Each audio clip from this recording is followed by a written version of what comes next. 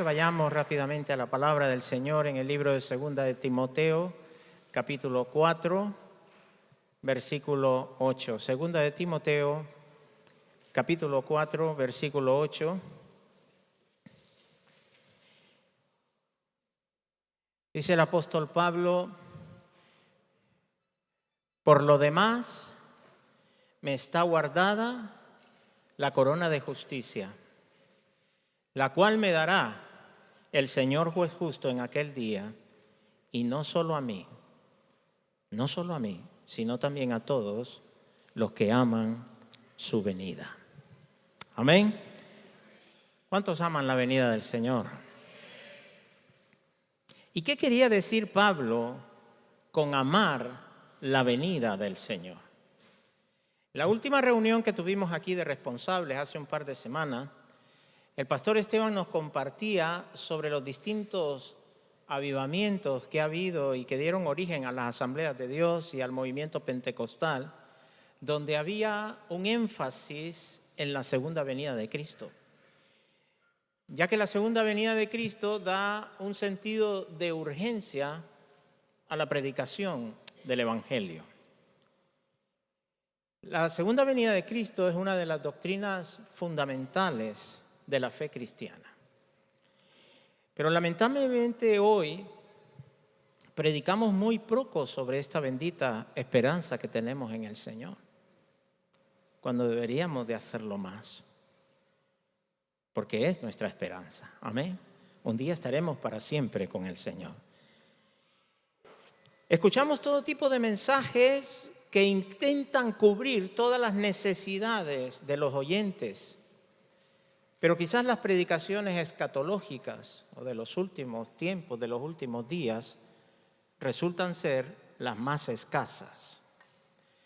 Las asambleas de Dios por más de 100 años vienen proclamando 4 doctrinas cardinales o fundamentales, que así se les conoce, que son la salvación por fe, la sanidad divina, el bautismo en el Espíritu Santo y la segunda venida de Cristo.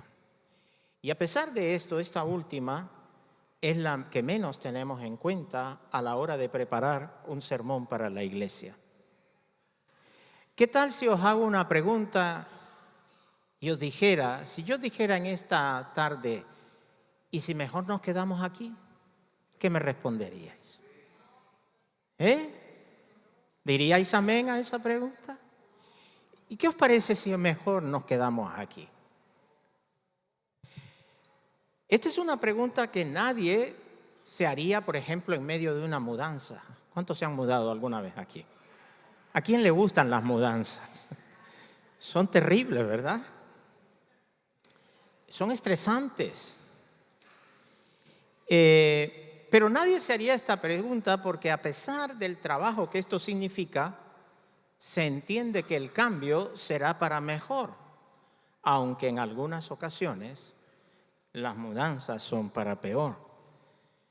Sin embargo, esa es la pregunta que pareciera ser, se hace la iglesia en estos tiempos. ¿Y si mejor nos quedamos aquí? Sé que es una pregunta que todos responderíamos que no. Y podríamos preguntarnos también por qué no queremos mudarnos si el lugar que se nos prometió es mucho mejor. Jesús dijo: voy pues a preparar un lugar para vosotros, para que donde yo esté, vosotros también estéis conmigo. Hubo una primera venida de Cristo, la cual se le llama advenimiento, y esa primera venida fue para solucionar el pecado del hombre. Pero después habrá una segunda venida para recoger el fruto de esta obra primera. Por lo tanto, el mensaje de su primera venida, que soluciona el pecado y el cual los apóstoles predicaban todos los días de su vida una y otra vez. En Hechos 4:12 se nos dice: y en ningún otro hay salvación, Porque no hay otro nombre bajo el cielo dado a los hombres en que podamos ser salvos. Amén. En ningún otro hay salvación. El hombre puede buscar la salvación en distintos lugares o en distintas personas. Pero la palabra del Señor recoge una postura radical, hermanos y hermanas. En ningún otro hay salvación. No hay otro nombre bajo el cielo dado a los hombres en que podamos ser salvos. No hay otro mediador, no hay otra mediadora. Es por ello que nosotros no debemos dejar de anunciar esta preciosa buena nueva que tenemos.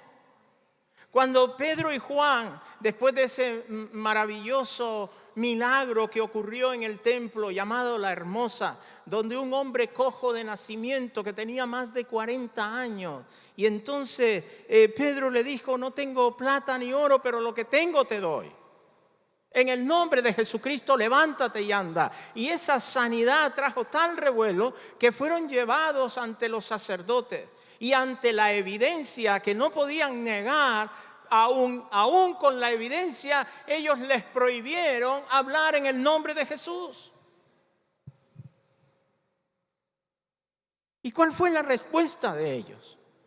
Juzgad vosotros si es justo delante de Dios obedeceros a vosotros antes que a Dios. Y agregan: porque nosotros no podemos dejar de decir lo que hemos visto y oído. Aleluya. Gloria al Señor.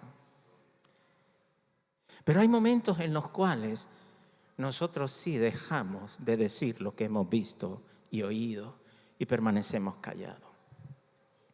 Hay muchos textos en la palabra que no vamos a, por razones de tiempo, no vamos a cubrirlos, pero hay abundantes textos bíblicos que respaldan la segunda venida del Señor. En Lucas 21:27 el Señor dice: entonces verán al Hijo del Hombre que vendrá en una nube con poder y gran gloria. Esto lo dijo Jesús. Y nosotros estamos expectantes ante ese momento, ante ese maravilloso momento que significó la ascensión. Y mientras los discípulos están viendo disipar la imagen de Jesús, que es ascendido al cielo, dos varones con vestiduras blancas se ponen alrededor de ellos y les dice: varones galileos, ¿qué estáis mirando al cielo?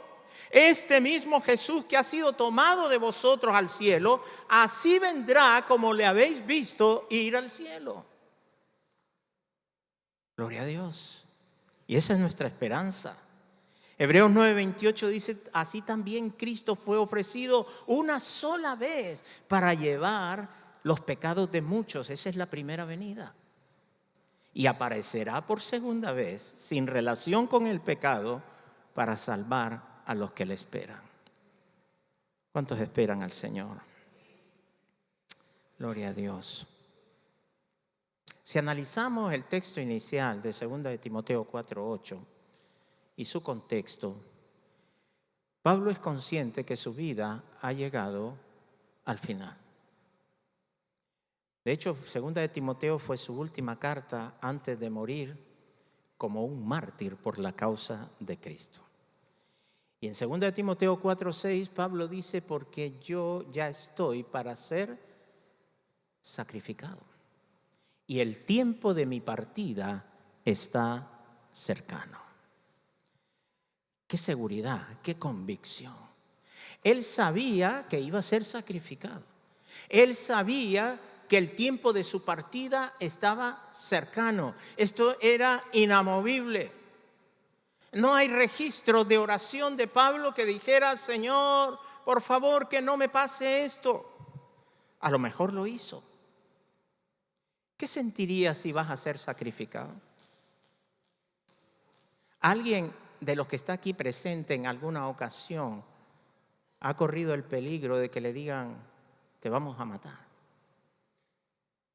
Tal día te vamos a matar. Seguramente nos inundaríamos de pánico, lloraríamos, pediríamos que por favor no nos maten. Tantas personas que están, ¿verdad?, en el corredor de la muerte. Periodistas que han sido secuestrados por grupos extremistas islámicos que están esperando ese momento para ser sacrificados. Incluso algunos de ellos han sido filmados en el momento de la muerte. Tiene que ser un momento verdaderamente duro. Y Pablo no es que quería morir, pero a pesar de todo en sus palabras, hay mucha seguridad, hay convicción. Y en una ocasión, en el libro de Filipenses 1:23, Pablo dice: tengo ganas de estar con Cristo, lo cual es muchísimo mejor. Es muchísimo mejor estar con Cristo. Y esa es la convicción. Cuando un creyente fallece, decimos con dolor, pero a la misma vez con gozo. Suena paradójico, ¿verdad? Decimos con dolor, pero a la vez con gozo. Ha partido con el Señor. ¿Qué significa para nosotros esto? Una bendita esperanza. Estamos seguros que esa persona está con el Señor. Y aunque notamos su ausencia y aunque nos duela su ausencia, decimos: ha partido con el Señor. El momento de la muerte es temido por todos. ¿Hay alguien que no tema aquí a la muerte? Quizás por la incertidumbre de no saber a dónde vamos. Cuando tememos a la muerte es precisamente por la incertidumbre de no saber a dónde vamos. Pero nosotros sí sabemos dónde vamos, amén. Uy, qué poquitos. ¿Sabemos dónde vamos? ¿Estamos seguros? Eso espero. Pablo había sido fiel, había corrido la carrera. De hecho, ahí en 2 Timoteo 4:7 dice: he peleado, que no es fácil, que he peleado la buena batalla. He acabado la carrera. He guardado la fe. Había trabajado por la causa de Cristo. No sé si tú y yo pudiéramos decir lo mismo. Hemos trabajado por la causa de Cristo. Hemos guardado la fe. Hemos peleado la batalla. Pablo tenía una seguridad asombrosa de dónde iba a partir. ¿La tenemos nosotros? El texto inicial de 2 Timoteo 4:8 comienza con una frase maravillosa. Y la frase es: por lo demás. Me encanta esa frase, porque me indica que a continuación va a añadir una valoración final que es superior acerca de lo que está hablando. ¿Y de qué estaba hablando Pablo? Pablo estaba hablando y estaba diciendo: he peleado la buena batalla, he guardado la fe.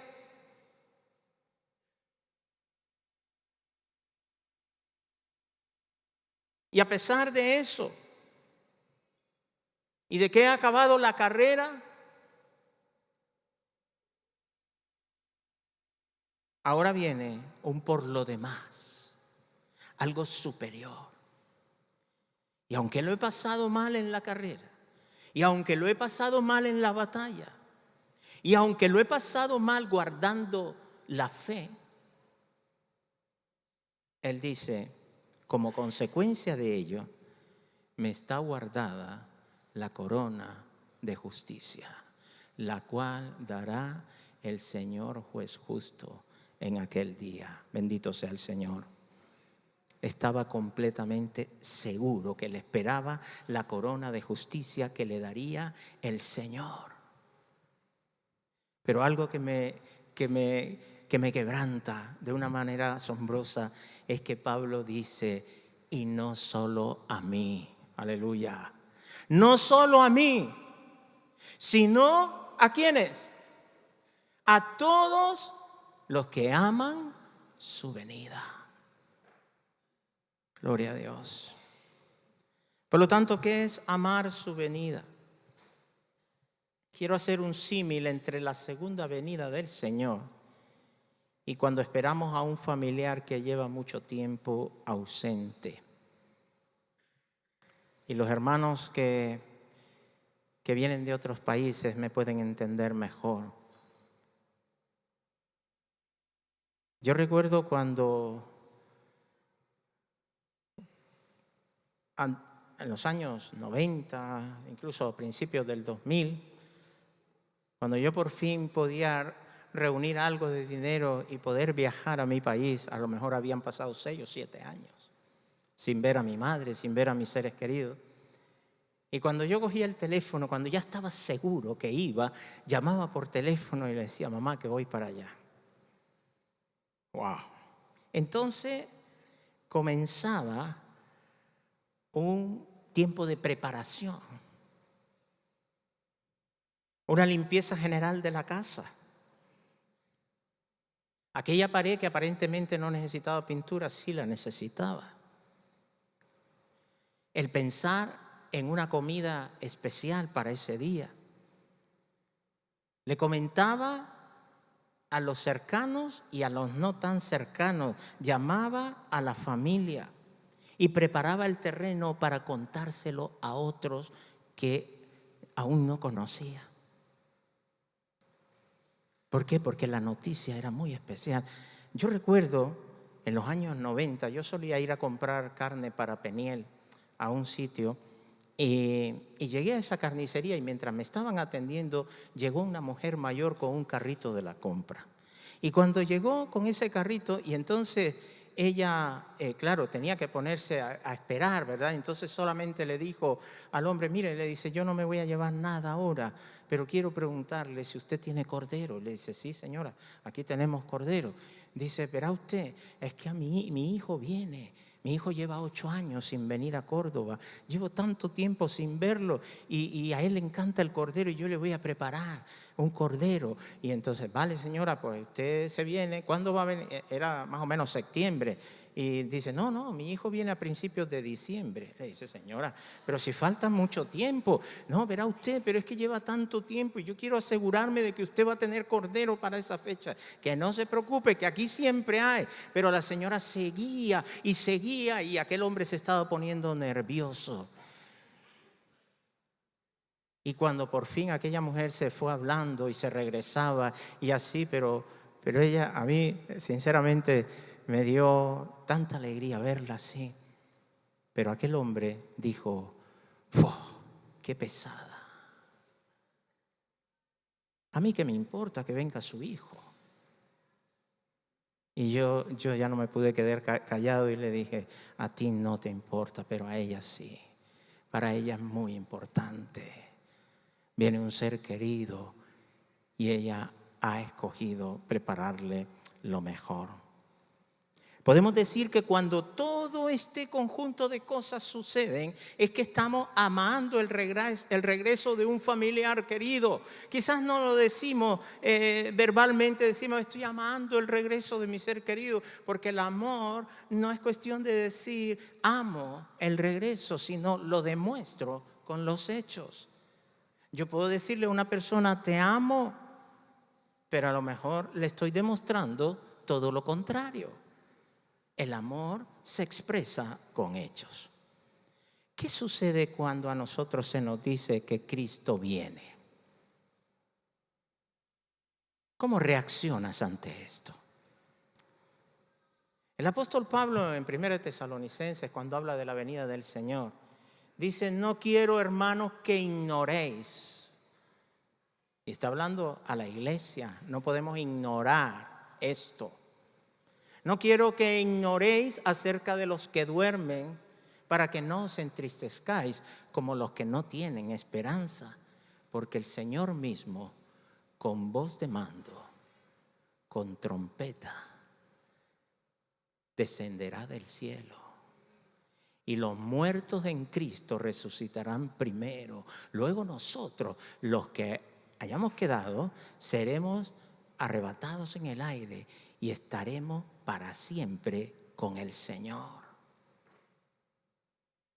Y inmediatamente agrega el apóstol Pablo: por lo tanto, alentaos los unos a los otros con estas palabras. ¿Qué era lo que le cobraba aliento a la iglesia naciente? A la iglesia del primer siglo, a una iglesia perseguida, a una iglesia amenazada de muerte, a una iglesia que tenían que pagar un precio muy alto por servir al Señor. ¿Qué es lo que les traía consuelo? ¿Qué es lo que les traía aliento? Lo que les traía aliento era la segunda venida de Cristo. El escuchar: Cristo viene. Y en medio del sufrimiento: Cristo viene. Maranata, Cristo viene. Díselo al que tienes a tu lado: Cristo viene. Aleluya. ¿Estás preparado? Aleluya, qué bueno. ¿Qué significa amar su venida? Precisamente estar preparados. Por tanto, dice Jesús, vosotros estad preparados, porque el Hijo del Hombre vendrá a la hora que no pensáis, como ladrón en la noche. ¿Te sorprenderá? ¿Y en qué consiste esta preparación? Pues igual que en la vida natural.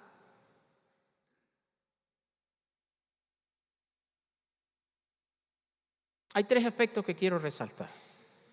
Número 1, limpiar la casa. Si has anunciado tu visita a unos amigos para ir a visitarle y les has anunciado que vas a ir a visitarle, y llegas a la casa de tus amigos y la casa está sucia y desordenada, ¿cómo te sientes? ¿Por qué te sientes mal? Particularmente me sentiría como que no soy lo suficientemente importante para esas personas. Mi presencia les trae sin cuidado. Les da igual que yo haya llegado. Algunos, para quedar bien, dicen: la casa está desordenada, pero como tú eres de la familia. Estamos en confianza, ¿verdad?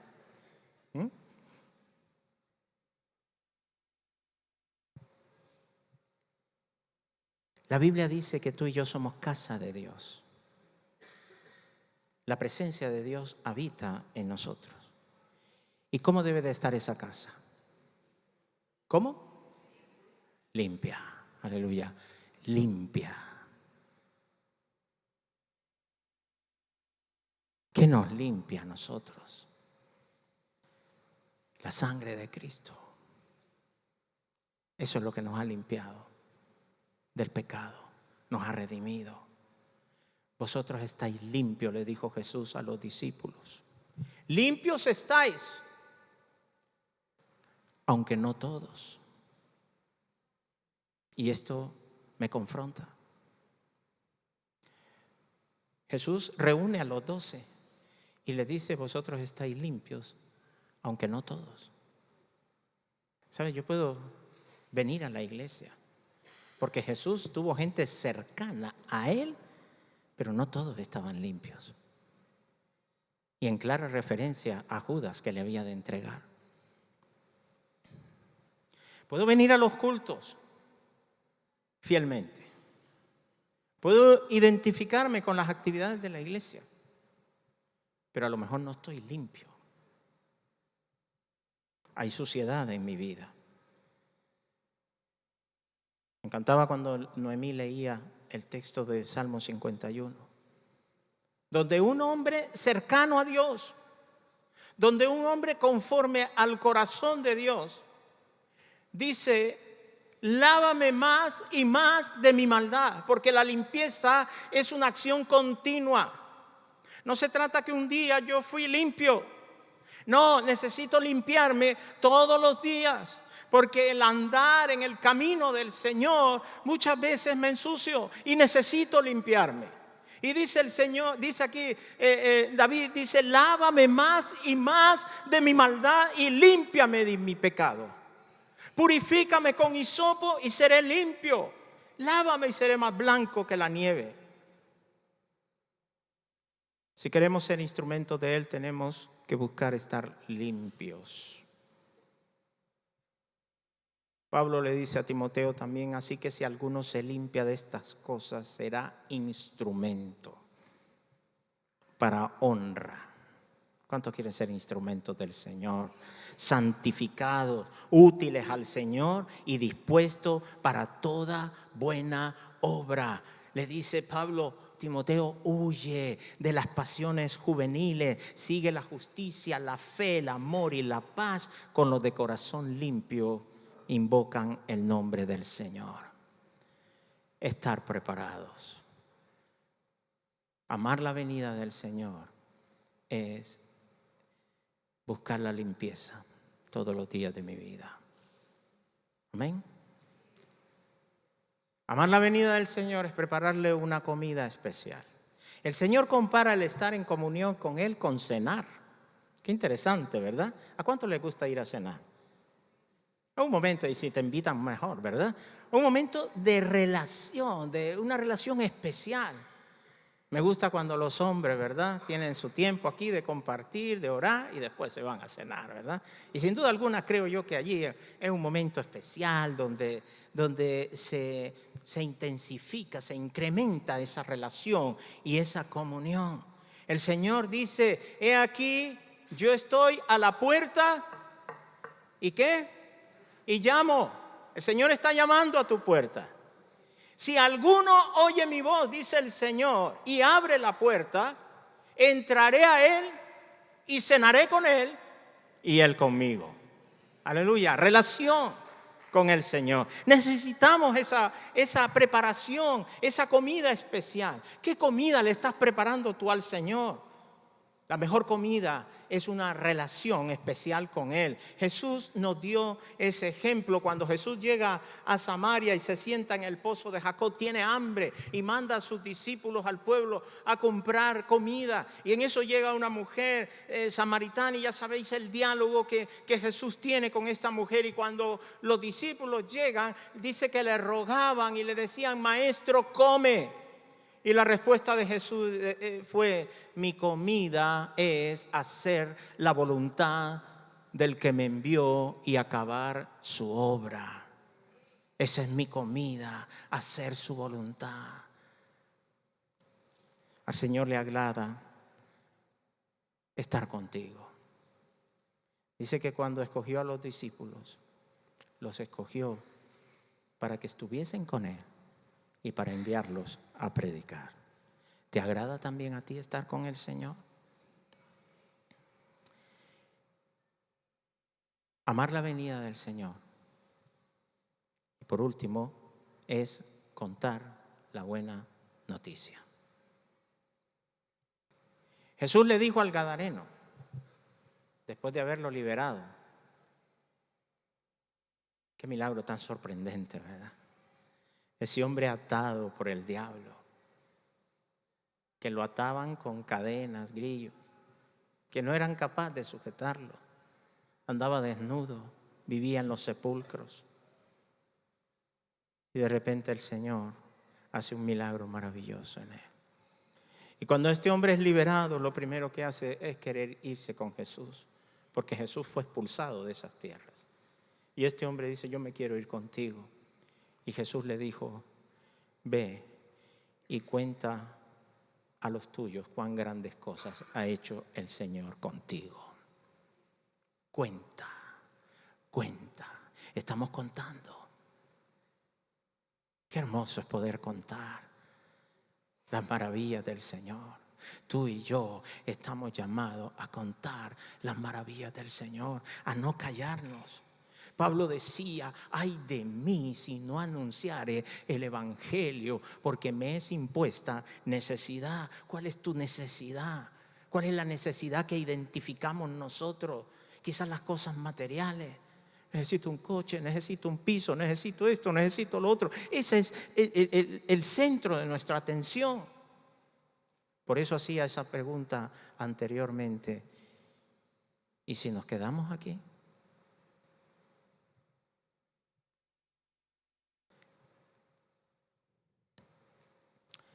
Cuando Pablo escribe estas palabras de 2 de Timoteo 4:8, son sus últimas palabras.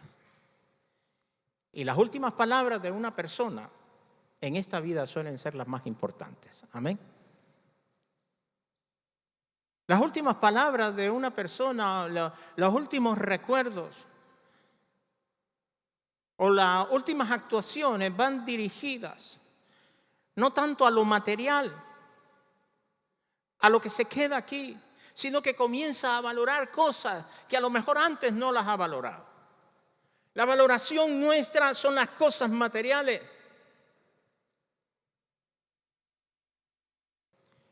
Pero el encargo de Pablo a Timoteo es prioritario.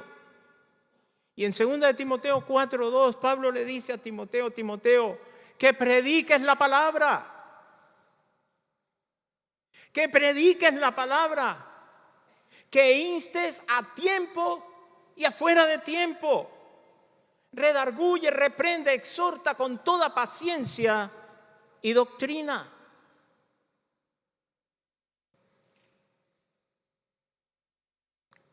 Hemos sido llamados para predicar la palabra. Hay una diferencia entre la venida de un ser querido y la venida de Cristo. Y es que Cristo vendrá sin avisar. Por tanto, vosotros estad preparados, porque el Hijo del Hombre vendrá a la hora que no pensáis. El día y la hora, dice el Señor, nadie la sabe, ni aun los ángeles de los cielos, sino solo mi Padre. Pero tenemos las señales.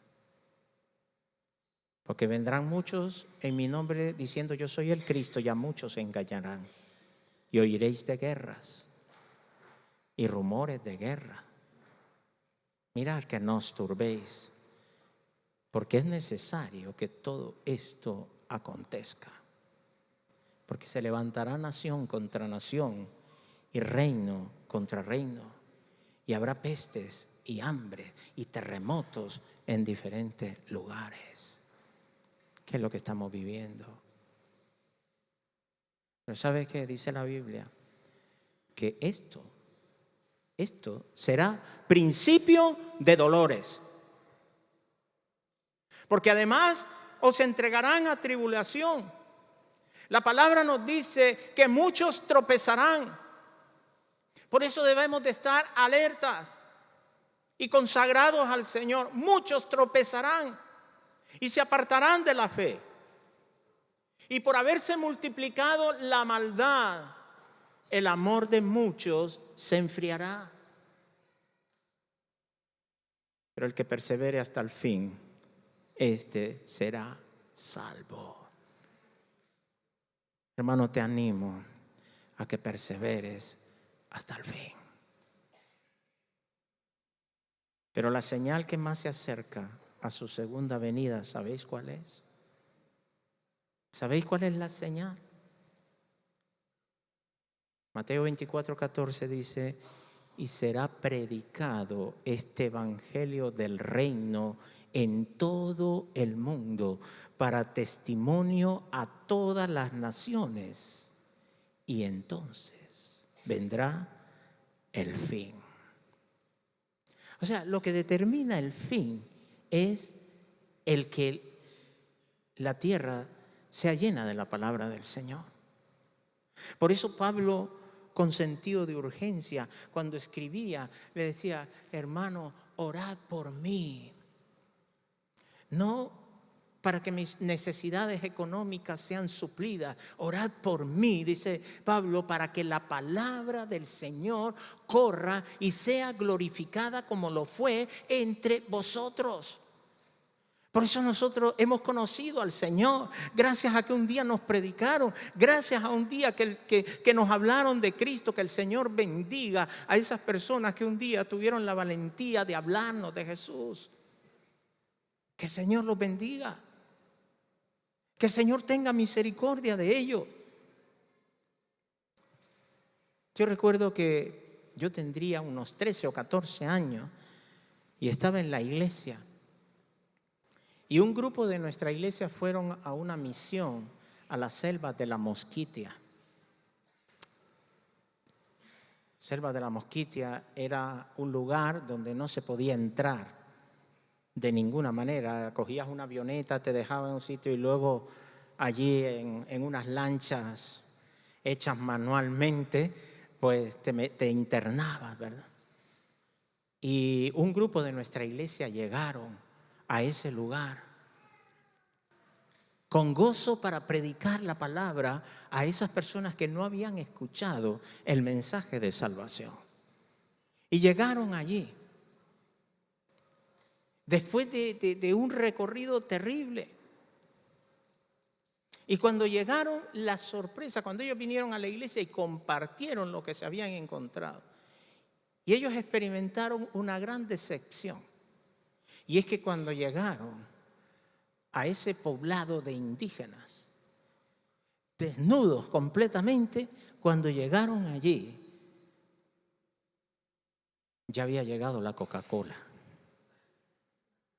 La Coca-Cola había llegado. Porque uno de los lemas de la Coca-Cola es llegar a cualquier lugar del planeta. No importa si le pierden, pero lo que le pierden por un lado le ganan por otro. Así que ellos llegaron allí antes.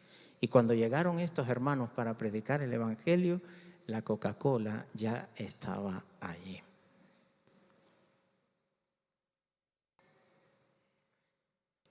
Conclusión.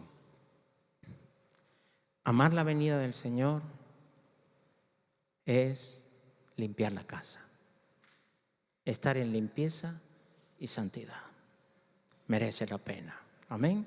Merece la pena limpiarnos para servir al Señor. Amar la venida del Señor es tener una relación especial con Cristo, es prepararle una buena comida a Él. Y número 3, amar la venida del Señor es compartir la buena noticia. Que el Señor nos ayude, que el Señor nos bendiga. Quiero que inclinéis vuestros rostros. Y quiero preguntar, después de este mensaje, quiero preguntar si hay alguien aquí. Mantén tus ojos cerrados, quizás solamente los hermanos y hermanas de Red de Vida que los tengan abiertos. Si hay alguna persona aquí que todavía no ha entregado su vida al Señor y quiere hacerlo públicamente en esta mañana, yo voy a pedir que ahí en el lugar donde estés levantes tu mano. Si hay alguien que no ha aceptado al Señor en su corazón y quiere entregarle su vida a Cristo, en aquel que en ningún otro hay salvación. No hay otro nombre bajo el cielo dado a los hombres en que podamos ser salvos. Aleluya. Bendito sea el Señor.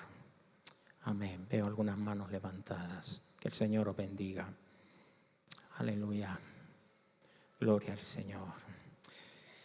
Yo quiero que en esta mañana repitáis conmigo, los que habéis dado este paso de fe, esta oración. Señor Jesús, en esta mañana entrego mi vida, mi corazón a ti.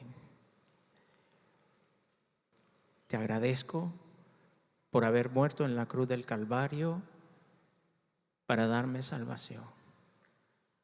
Y acepto que eres el único que puede salvar mi vida. Te entrego mi vida, te entrego mi corazón a ti. Recíbeme, Señor, en este momento. Me arrepiento de mis pecados y confieso que tú eres mi Señor. En el nombre poderoso de Jesús. Amén y amén. Aleluya. Gloria a Dios. Aleluya. Y no quiero dejar pasar la oportunidad en esta mañana para la iglesia del Señor. Amar la venida del Señor, hermanos.